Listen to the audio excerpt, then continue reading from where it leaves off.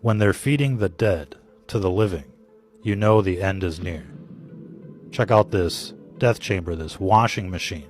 They call it aquamation, where they liquefy the dead and then dump the remains down the drain to be recycled into the municipal water supply. And so people are drinking it, they're showering in it, they're doing their laundry in it, and this is happening in most states across the country. In most major cities, they're recycling dead people and feeding it to the living. What does that mean exactly? And they're grinding up the bones into powder. They call this calcium phosphate, which is going to be used for food processing, undoubtedly. Maybe in your vitamins. And so what are the implications when people start eating dead people, like cannibalism? Is there going to be kuru running around out there? Mad cow disease? What about in a spiritual sense? What is that like when you're eating and drinking dead people? Of course, they're spraying this on the food supply. Irrigation. They're using dead people as compost, and people are drinking it. So what does that mean? What does that feel like? Ladies and gentlemen, obviously this is another satanic ritual that's being performed before our very eyes.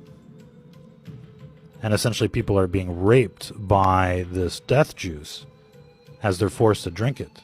Talk about drinking the Kool-Aid. Now they're drinking dead people in the major cities. That's why they're all crazy in these big cities. They're drinking dead people, and they don't even know it, for the most part. And they keep finding human DNA in the food supply. What do you think that's all about? It's probably not just aquamation, but they're probably grinding babies and who knows what else in these meat processing plants so that people will eat human flesh without even knowing it. That's how these cult members get their kicks, ladies and gentlemen, quite literally. So aquamation has been around for about 10 years now, and it's spread to nearly every state and every major city because they're running out of space, they say, in the cemeteries. They just can't build a new one outside of town, so they're going to liquefy you. And it's like the movie The Matrix. How long before people end up in pods like this, connected to the Matrix? Probably sooner than you think, ladies and gentlemen. We're well on our way to transhumanism and assimilation. But this is some scary technology, because this can be deployed in all sorts of different ways, and people can disappear and just end up down the drain. Don't ask us what the video guy is doing on vacation. So there's all sorts of different models and all sorts of different types according to the reports.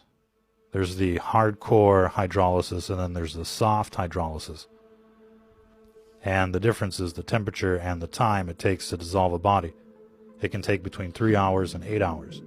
So imagine you've got a laundromat like this somewhere. How many people can disappear in a day in a laundromat just like this, with these types of washing machines? Undoubtedly, we'll be seeing facilities like these connected to the quarantine camps in the beginning. Of course, after a while, they just won't care anymore, and you'll start seeing the smokestacks coming from these quarantine facilities saying it's for your protection. But obviously, if we're to the point where we're liquefying the dead and feeding it to the living and calling it organic or environmental, you know these people on television have gone mental, that these people in the cities have gone mental, and it's just, without a doubt, talking to these people is useless. They don't want to hear the facts. They don't want to hear the truth. They're always going to spin it like liberals and call it for your protection. Call it your imagination. These crazies will call you crazy and say, this is perfectly fine. This is perfectly natural. This is science. Look at that.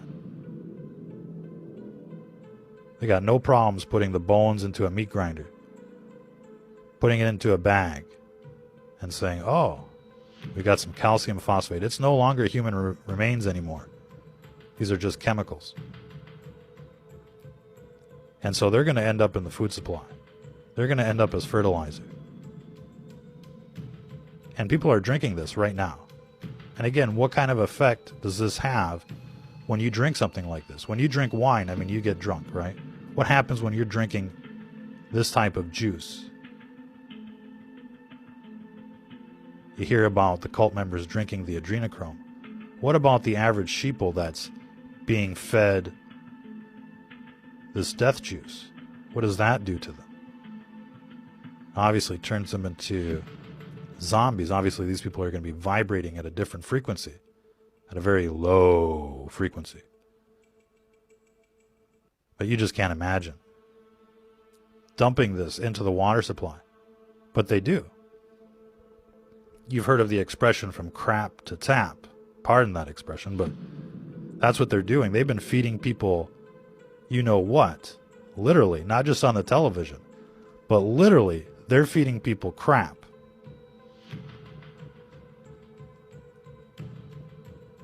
And they've been doing this for years. And now they're feeding the city dwellers dead people. But it tastes, it tastes just like tap water. You ever wonder why your tap water comes out cloudy and then it dissipates, turns clear? That's all the chemicals doing their magic. It's kind of like disappearing ink in a sense. They can just add chemicals to water, to dark water, and make it look transparent. But that's besides the point. You don't even want to know what you're drinking out of the tap water. And of course, they're using all of the groundwater for fracking and other things. So people's wells are drying up. Your only choice is to drink the tap water for the most part. And most of the bottled water is just tap water out there. Most of the stuff that you find at the grocery store or the gas station, it's no better than this. It's probably even worse. And this is why we talk about it all the time. They're poisoning the water. Not just with fluoride, not just with frack juice, not just with PFAS, which is perfluorinated chemicals, forever chemicals. You're not just getting pharmaceuticals and other things in the water supply, but now you're getting an infusion of dead people. Think about that. And so what people are drinking, it's horrible. And of course, the ultimate side effect from all of this is cancer and other neurodegenerative diseases like Alzheimer's and the like. But they're never going to link it to the source. They're just going to say, oh, well, looks like you got the cancer. Here comes the chemo. Here comes the radiation, right? Because that's big business. And so when a system is this corrupt, when they're poisoning everybody through every means possible, the food, the water, the air, the education, the television, the programming, when they're spraying you with bioweapons and trying to inject you with their Franken jab, you know these people are out to get you, surrounding you with death towers. I mean, it's like a Stephen King movie out there. And it's only going to get worse, ladies and gentlemen. That's why people really have to take back control of what's going on here.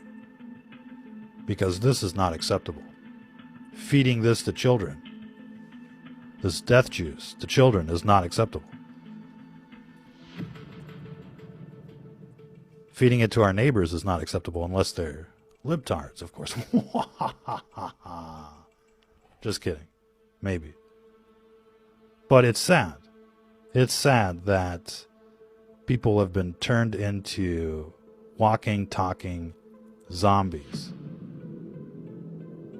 A literal echo chamber for the mainstream media.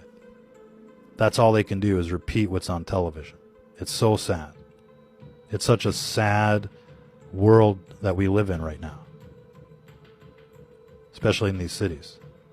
Nature still retains its beauty, but as soon as you start talking to people from the cities, as soon as you start talking to people that watch the television, you know there's something wrong, terribly wrong with these people. And there's no helping them. And so it's a sad situation. It's a very sad situation, but there needs to be a reset. We need to take back control of this world, ladies and gentlemen. And it looks like this pandemic is the perfect opportunity. And so, undoubtedly, things are going to change rather quickly in the next few months. But we're expecting things to get crazy during this next winter into the next spring. Now, you guys are going to want to follow the Telegram feed the best you can, because that's where a lot of the action is. Be sure to get the desktop version, because we're getting a lot of reports of interference from the Beast system. And so they're managing to shadow ban some people that still have the app from the App Store. If you got Apple, you're kind of stuck with that app unless you get the jailbreak version. But essentially, you're going to want to get the desktop version. Check out the Telegram every day. Best news stories from the internet are going to show up there. And we're going to keep pumping out broadcasts as much as we can. They're going to show up on the Rumble and the BitChute. And sometimes BitChute has, issues like playing because of the way it's set up. It's kind of like a blockchain. And so sometimes there's not a peer in the peer-to-peer network. So we also upload to Rumble usually about an hour after we upload to Telegram. So once you see a video show up on Telegram, then it'll show up on Rumble and BitChute within an hour. And so be sure to subscribe to those pages in the worst case scenario so that you can see the broadcast of the day. We're going to be doing a pretty graphic broadcast on what's happening in Afghanistan, more than likely later today. And we'll be back on Monday, or probably Sunday, with another broadcast as well for this crowd. But it's going to get